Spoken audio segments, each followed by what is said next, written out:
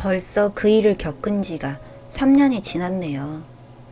3년 동안에 저는 아플 수 있고 겪을 수 있는 건 모두 겪었고 더욱 성숙해지고 덜 아프고 그렇게 지내고 있습니다. 3년이란 시간 동안은 스스로도 위로를 제대로 해주지 못했고 그냥 그렇게 이렇게 저렇게 살았습니다. 3년이 지난 이 시점, 이 악물고 짓밟아 버려야 할 사람이 곧 다가올 거라 차근차근 밟아버릴 겁니다.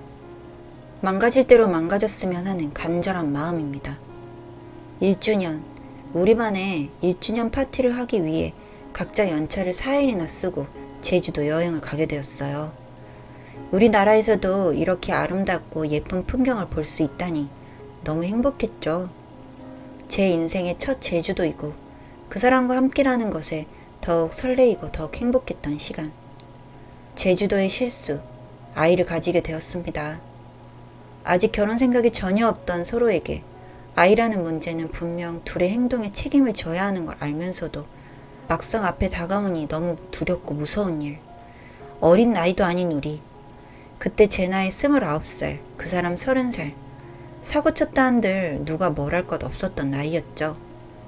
서로의 생각을 정리 끝에 양가의 임신 사실을 알리고 결혼을 하려 했던 그 순간. 친정에선 딸 가진 죄인이라고 정말 어떻게든 결혼을 하루빨리 서두르려는 내 부모님. 나 때문에 죄인이 된 듯한 우리 부모님의 모습에 눈물이 앞을 가리더군요. 그런데 시댁에선 본인 집안의 이미지가 있기에 임신 사실은 숨기고 결혼하길 원하셨어요. 우리 집안에서 혼자 임신은 절대 안 되는 일이다. 아이를 지우던 혼자 키우던 알아서 했으면 좋겠다. 인사를 갔던 첫날 임신할 저에게 했던 첫 말씀. 너무 충격받았고 놀라웠어요. 사실 시월드 듣기는 정말 지겹도록 들었기 때문에 아, 나에게도 시월드라는 것이 생기는구나 라고 생각을 했습니다. 엄마, 저희가 물론 아기가 급작스럽게 생긴 것은 맞지만 저 이 여자랑 결혼하고 싶다는 생각 진지하게 하고 있었어요. 저희가 혼자 임신이어서 죄송하고 면목은 없지만 그렇게 말씀하지 말아주세요. 저는 이 여자랑 제 아이 책임질 거고 하루빨리 서둘러 식 올리고 함께 살 겁니다. 너 왜 그러니? 우리 집에 혼자 임신이 가능한 일이니? 너 사촌 친척들한테 뭐라고 하려고 이러니? 네 애미 얼굴도 못 들고 다니게 하려고 아주 작정을 했니? 그리고 쟤가 어떤 아이인 줄 알고 내가 결혼을 시키니? 애 가졌다고 결혼한다는 게 상식적으로 맞는 일인지 모르겠구나? 엄마가 너를 상당히 신중하고 현명한 사람으로 길렀던 것 같은데 지금 이 순간의 네 모습은 엄마 아빠를 상당히 실망시키는구나. 죄송합니다. 그렇지만 이 또한 제가 저지른 일이고 제가 책임을 져야 하는 일이고 전 그렇게 하고 싶습니다. 저는 부모님께 행동에 책임지라고 배웠습니다. 남편과 시부모님의 엄청난 신랑이 그걸 지켜보고 듣고 있는 저는 너무 힘겨웠어요. 혼자 임신이 잘했다는 건 아니지만 저희가 책임진 능력이 없는 것도 아니고 이게 이렇게까지 반대를 하실 일인가? 솔직히 이해가 되지 않았습니다. 그렇게 집으로 가는 길 남편에게 말했습니다. 나 사실 너무 자신이 없고 무서워. 아이를 낳는 거 말고 자기랑 결혼하는 건 말이야. 과연 내가 자기랑 결혼을 하고 잘 살 수 있는 걸까? 아무렴 우리 둘이 결혼하고 같이 산다곤 하지만 이런 반대를 무릅쓰고 결혼을 하게 되면 시댁에서 날 좋아하겠냐고.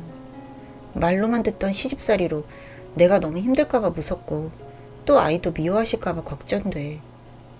아까 아들인지 아닌지도 모르는데 무조건 낳기는 무슨 이라고 말씀하셨을 때 내가 함께하기 너무 버거운 분들 아닐까 싶었거든. 요즘 같은 세상에 남아 선호하시는 분이 어딨어. 그래 맞아. 나도 이렇게까지 반대를 하실 줄 몰랐고 저런 식으로 말씀을 하실 줄 상상도 못해서. 자기야 사실 지금 나도 부모님에게 실망을 정말 많이 했고 충격이 너무 커서 그러는데 오늘은 너무 고생했고 내가 다 미안해. 대신 사과할게. 오늘은 일단 쉬자. 쉬고 우리 내일 생각 정리를 좀 해서 말할까? 내가 말하는 생각 정리는 우리의 관계가 아닌 내 부모님에 대한 생각이야. 그러니까 자기도 우리 관계를 끝내려고 생각하지 말고 마음 편히 갖고 푹 쉬어. 아무리 생각해도 복잡했어요. 그때라도 결혼은 멈췄어야 했죠. 어느 날 뜬금없이 시어머님이 만나자고 집으로 오라고 하셨으나 저는 집에 계시면 저한테 막말을 하실까 싶어 근처 카페에서 뵙기로 했죠. 성별 확인했니? 정말 오자마자 안녕하세요 하고 들은 첫 말입니다. 아니요, 아직 확인 불가해요. 본론만 말할게. 나는 서른이 긴 거 딱 질색인 사람이란다. 오늘 성별이 아들이면 너네 결혼 긍정적으로 생각해 보려고 했다. 그런데 아직도 성별 확인이 안 된다고 하고 내가 알아보니 계열수가 점점 찰수록 중절수술도 어렵다 하던데 어쩌려고 이러는지 모르겠구나.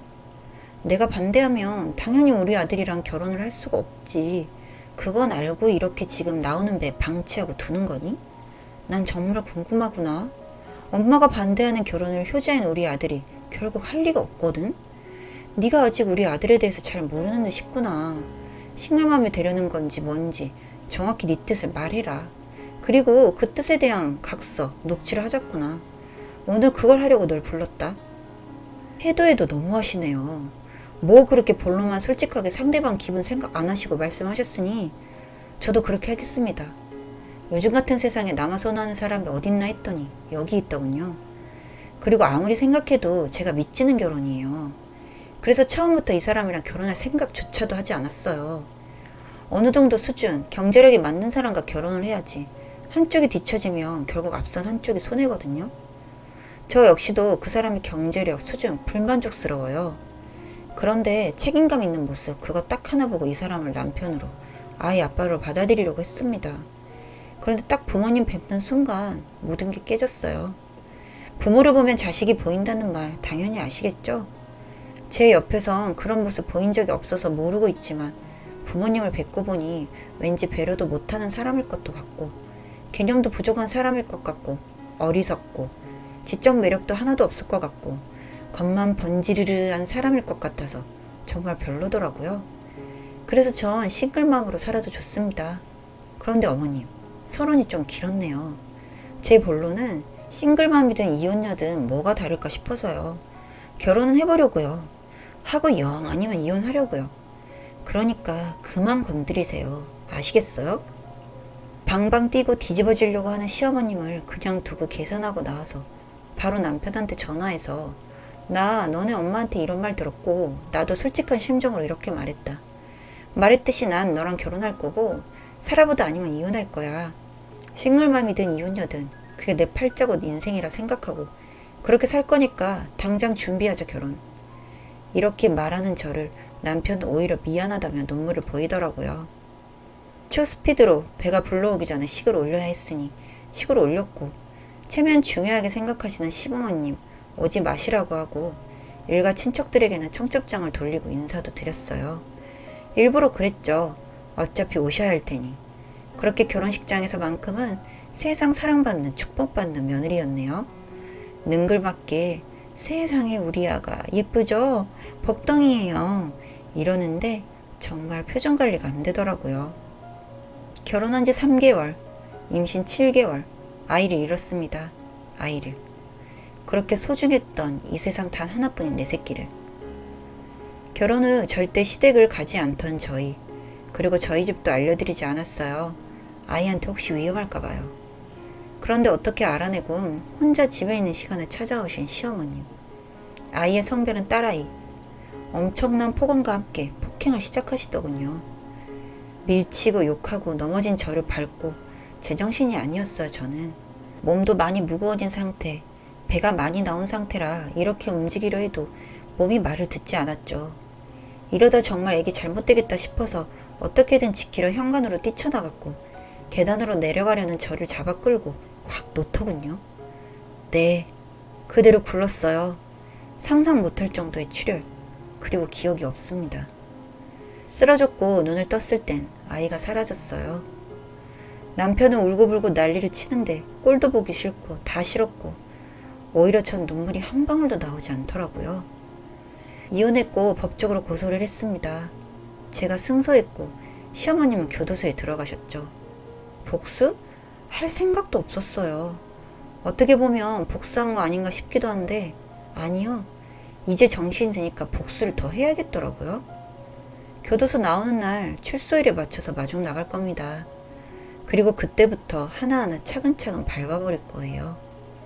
하나하나 괴롭힐 겁니다. 치밀하고 악렬하게 말이죠.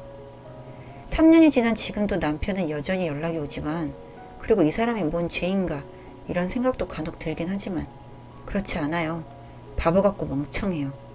울기만 울고 마음만 아파하지 아무것도 안 하고 가만히 있는 동상과 같습니다. 눈물 흘리는 동상. 이런 사람과의 미래를 그려봤다는 게 한심스럽게 느껴지면서도 저는 이혼, 싱글맘 둘 중 하나가 제 인생이라고 받아들였기 때문에 아쉽지만 이혼 싱글맘이 되어버린 거죠. 그렇게 참 지옥 같은 시간을 보냈네요. 임신기간 동안 제대로 된 태교도 못 해주고 매일 울고 안 좋은 소리만 듣게 한 것 같은 내 새끼한테 정말 미안할 뿐입니다. 내 새끼를 그렇게 보냈다는 게 한이 맺혀서 도저히 그 사람들을 좋게 놔줄 수가 없겠더라고요. 아이를 못 지킨 엄마의 한 푼은 복수라고 생각해 주시면 좋겠어요. 참 이 악물게 되더라고요. 못할 게 없고 무서울 게 없어지더라고요. 다정한 난걱정 다락방 TV였습니다. 다락방 주인에게 구독과 좋아요, 알림 설정으로 응원해주세요.